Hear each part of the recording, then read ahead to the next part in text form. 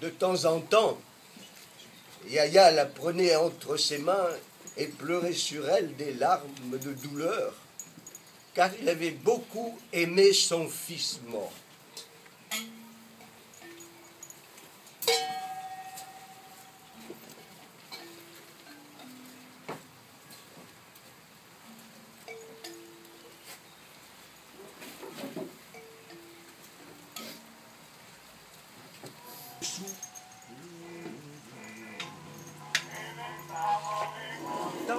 Dans la cuisine de tante Michaela, il y eut une tertulia pour célébrer l'arrivée des pluies orientales. Se réunirent autour du fourneau les vieux amis, Ramon Malam, Domingo Conche, le petit-fils de feu Juan José Oil, Petit Guy et Jacinto Canek, exact, attiser le foyer sur lequel cuisait le nixtamal. Ils parlèrent peu et tante Michaela dit: ces pluies précoces annoncent une longue sécheresse. Il faut remplir les citernes et y jeter des charbons ardents pour que meurent les vermines de l'air.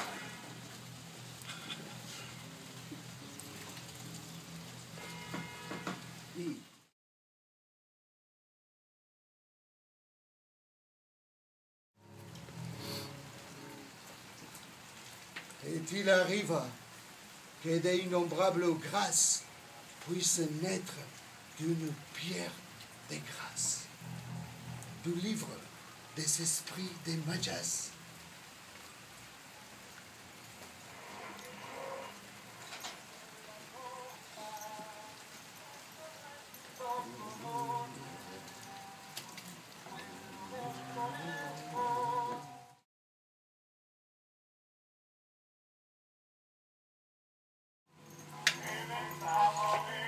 Tante Charo et Petit Guy mangent près de la hotte de la cheminée. La cuisine est pleine de fumée claire. Ils mangent lentement et ne parlent presque pas. Les bols de bouillon et de chocolat dégagent une âcre et douce odeur parfumée comme de clous de girofle et d'amandes déridées. Tante Charo, sans lever les yeux, grogna: c'est vrai que tu es bête. Tu préfères les légumes à la viande de cerf. Par la fenêtre, un jeune cerf de l'enclos, un faon domestiqué, regardait la scène de ses yeux humides.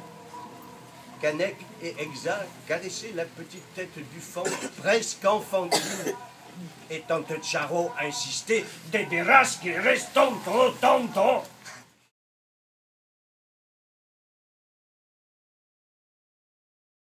Tonton Charo, dit Petit Guy, tandis qu'il rentrait dans la maison. Je viens de voir un Ixtabay. Mais ne dis pas de bêtises, mon enfant, la Ixtabay est une invention des Indiens. Je l'ai vue sur le chemin, derrière la ceiba, près de la noria. Elle a l'apparence d'une fille grande, pâle et blonde. Elle semble éclairée de l'intérieur. Ses yeux sont clairs comme l'eau et sa bouche est comme une grenade ouverte. Tante Charo regarda vers la fenêtre et poussa un cri. Canek nettoyait une tache de sang qui coulait sur le montant de la fenêtre.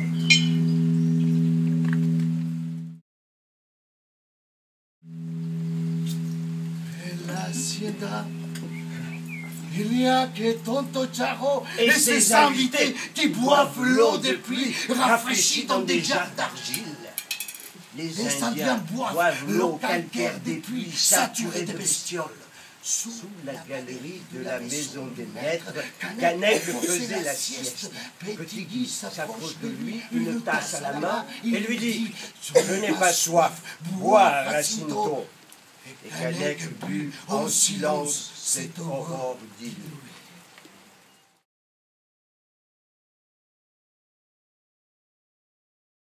Mais il advint que les souris, ou bien étaient en rébellion, ou bien passaient par une période d'athéisme. Le fait est qu'elles ne laissèrent pas une miette de l'innocent San Bonifacio. Elles le dévorèrent des pieds jusqu'à l'auréole, d'où la sainte colère de tante Charo. Canek, profitant d'un moment de silence et en regardant Petit Guy du coin de l'œil, s'enhardit à expliquer l'événement. Calmez-vous, mon petit Charot, calmez-vous. Ça pourrait bien que l'image ne fut pas bénie. Et alors, non seulement elle n'a pu exercer son pouvoir, mais elle a donné l'occasion aux rongeurs, avertis de l'infinité dont ils pouvaient jouir, de se venger alors des mauvais traitements infligés.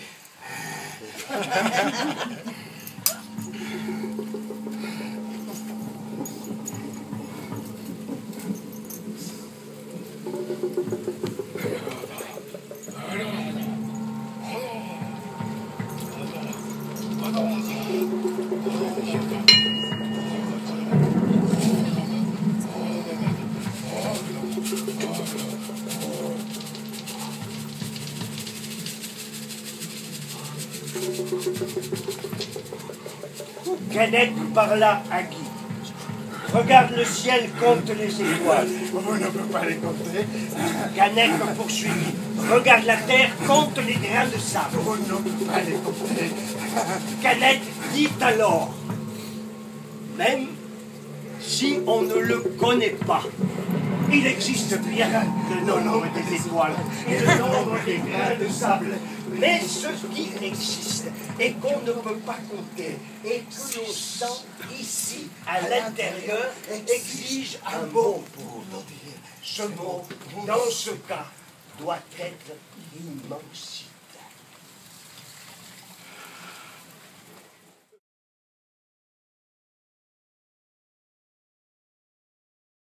Un jour, tu pourras le lire et tu connaîtras le secret de ces paroles. Mais tu devras le déchiffrer avec précaution, car il s'est exprimé par allégorie, par crainte des Blancs. C'est ainsi que nous avons dû sauver notre esprit pour qu'il ne fût pas détruit par ceux qui ont permis à l'avarice de trouver leur suite.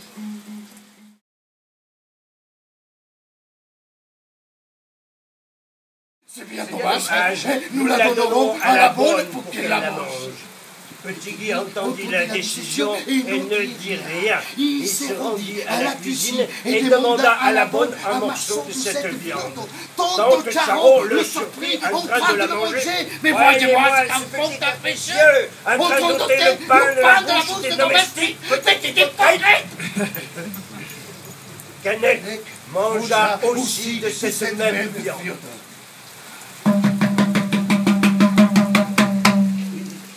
L'éclipse des lunes avait commencé. Les serviteurs de Tonton Charot criaient « Il se dévore la lune! Il se dévore la lune !» Assis sur la margelle de la Noria, ils voyaient abasourdis comme la lune disparaissait progressivement. Avec des bâtons, ils commencèrent à frapper le bois des battets et le métal des chaudrons. Il fallait faire tout le bruit possible afin que la lune ne fût pas dévorée. Personne ne pouvait les contenir dans cette éblouissante folie. L'obscurité du ciel devenait de plus en plus intense. À fur et à mesure qui passait le temps, une espèce comme de fureur s'emparait de ces gens-là. Ils s'étaient maintenant comme possédés par une ancienne et étrange terreur au milieu du Jacinto, Canek et Guy criaient aussi « Il dévore la lune! C'est comme la lune !» Desde su recámara, Tonton Charot ronspétait et maudissait. Mais quand la lune fut complètement habillée d'ombre, et que les bruits, et les cris, et le son des coqs, et l'aboiement des chiens nuèrent de peur la gorge de tous. Alors, ce fut Tonton Charot qui, d'une voix étouffée, s'est mis à crier « Il dévore la lune! Il dévore la lune! Il dévore la lune !» Avec ses mains, elle frappait furieuse sur les barreaux de sa fenêtre.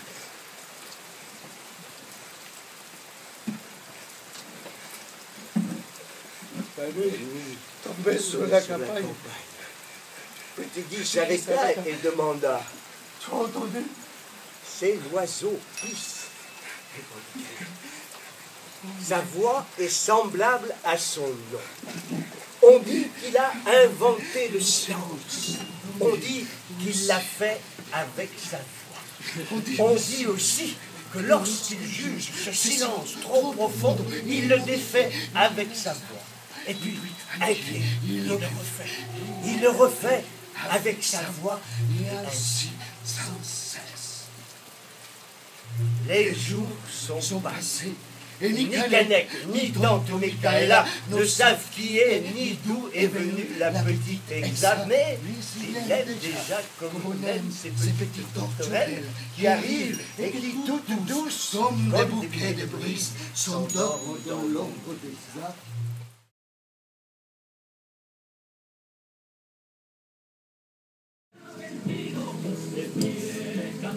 Les hommes blancs, nos frères de la terre ni de la mer, nous devons des régions qui sont les nôtres. Les nôtres. Savent-ils où si nos membres est bon pour castrer le maïs? Savent-ils où si les tortues pondent en octobre et les poissons en mars? Savent-ils où si en février il faut protéger les bonnes choses et les enfants des vents du sud? Cependant, ils jouissent de tout ce que produisent la terre, la mer et le vent des régions qui sont les nôtres.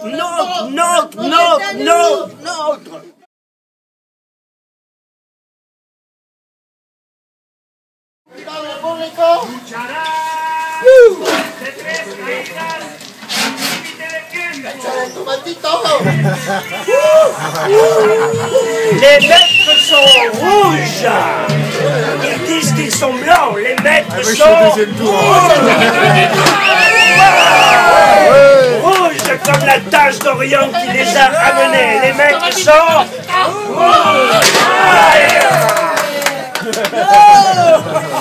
rouges comme le feu qui jaillit de leurs mains.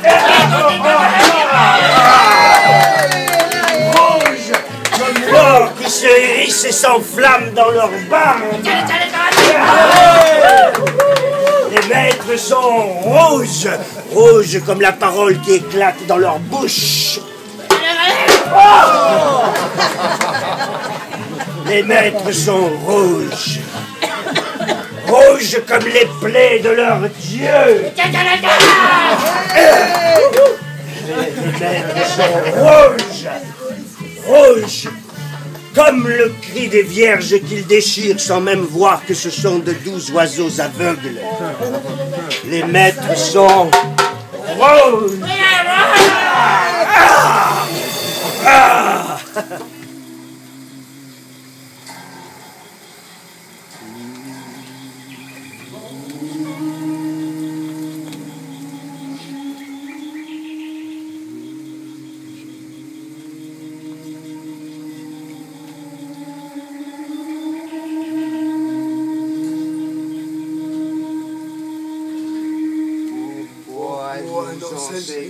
À aimer un Dieu qui permet que les blancs nous frappent et nous tuent. Pourquoi devons-nous chanter à genoux un chant de contrition que nous ne ressentons pas? Nous ne l'exprimons plus, car même en le disant du bout des lèvres, nous commettons une faute dans notre esprit.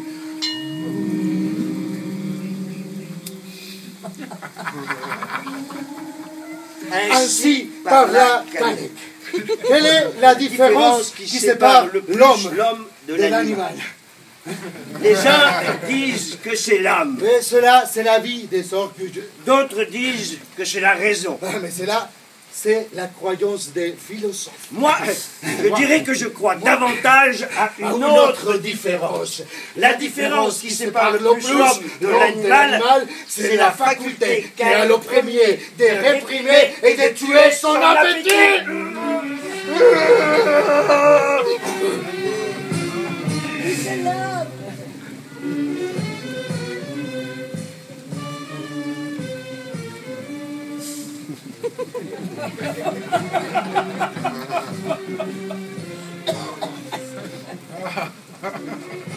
Les dieux naissent quand les hommes meurent. Tant que les hommes s'accordèrent leur confiance, il n'y eut pas besoin des dieux.